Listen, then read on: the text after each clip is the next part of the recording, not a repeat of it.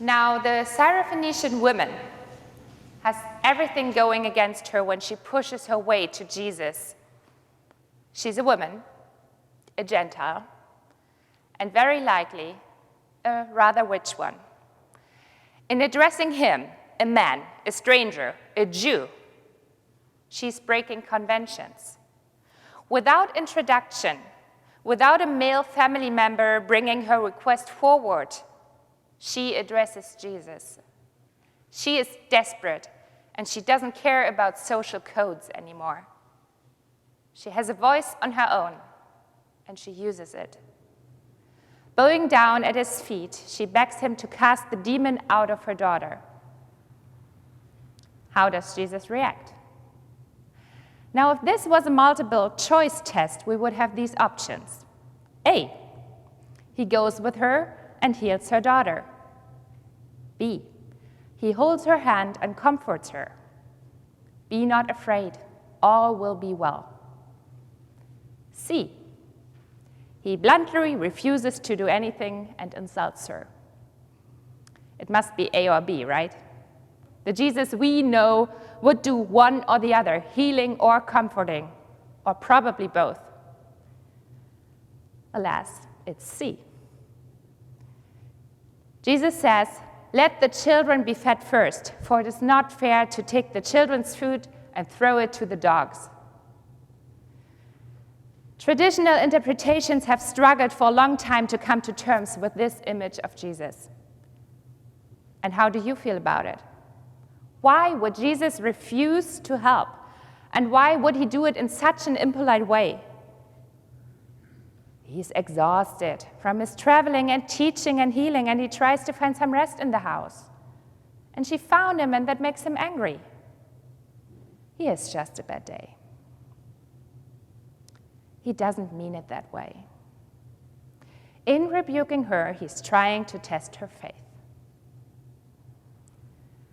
We like perfect people, don't we? We like their strength. We like their ability to handle stressful situations. We like their beauty or their kindness or their wisdom. And we expect that perfection in every moment of their lives. We are disappointed when famous people don't hold up to their glorious, godlike appearance that media, our longing, and they themselves have created.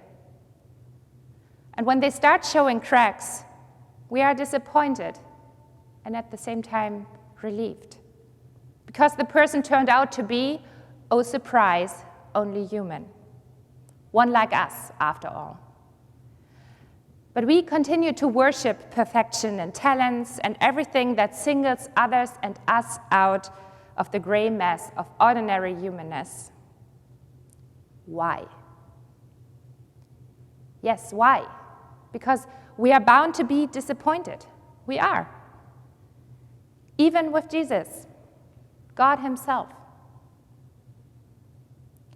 Let the children be fed first, for it is not fair to take the children's food and throw it to the dogs. Jesus is telling this desperate woman that his mission is for the Jews, and the Jews alone right now. She's a Gentile and rich, maybe someone who profits from oppressing Jewish people in that area as well, like the wealthy leaders of Galilee or Judea. And she's a woman speaking out of turn.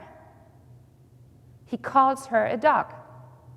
Some commentaries have suggested that the word dog is not as harsh as it sounds, that Jesus is merely referring to her as a pet, a puppy. No, the word is dog, and dog is what he means. And dogs were used to dispose of garbage at that time. So I think the text shows us very clear that Jesus has shortcomings, that Jesus is human. And maybe it is a moment of physical and mental exhaustion. Maybe Jesus has lost sight of the point of his mission and needs someone to reconnect him with his purpose. Let the children be fed first, for it is not fair to take their food and throw it to the dogs. The woman, however, is not shooed away by Jesus' insulting words. On the contrary, she answers boldly, "Sir, even the dogs under the table eat the children's crumbs." I picture that a stunned silence follows, in which the words sink in. And it clicks. The woman just reminded Jesus that God's love doesn't stop at social boundaries. It doesn't stop at religious or cultural borders. God's love doesn't stick to a schedule, first the Jews, then the Gentiles. God's love goes beyond all these human constructs of ideas. And it doesn't stop when someone is in need. It is the courage of the woman to confront Jesus that changes him, just as it is the courage of Israel to demand justice from God that moves God to respond. This woman is a prophet. She sees Jesus' potential in a moment when he could not. She sees Jesus' ability to heal, restore, and make whole.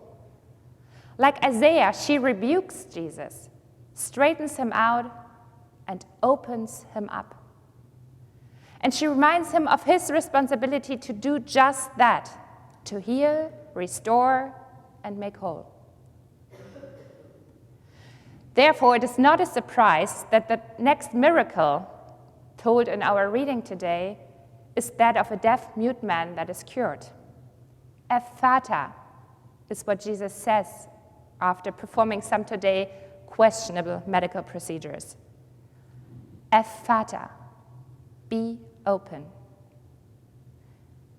Be open. For me, the woman heals Jesus first, before Jesus heals her daughter, because he is struggling. He himself seems to be guilty of the hypocrisy he accused the Pharisees of in last week's reading. This people honors me with their lips, but their hearts are far away from me. In vain do they worship me, teaching human precepts as doctrines. The woman helps him to find his own center in God, be true God and true human. And that is for sure not easy, because Jesus, Son of God, the Messiah, must suffer, not only at the hands of those who do not understand him, but also under the conditions of existence. The challenge we all face, the challenge of being human. Otherwise, Jesus wouldn't be fully human. So she helps him on his path. Be open. The New Testament scholar Mitzi Miner writes, "There are no external barriers between God and any human being, not race, class, ethnicity, gender, age, or physical condition. Consequently, there should also be no such barriers between human beings." Be open, like Jesus learned to broaden his mind through this devoted mother. Acknowledge that it is a human trait to create walls and boundaries, and that these walls and boundaries might help us to organize our lives, but we also use them to justify limiting our love to our neighbor. And in that, we're limiting our potential, our ability, and our responsibility to share God's love in this world. Amen.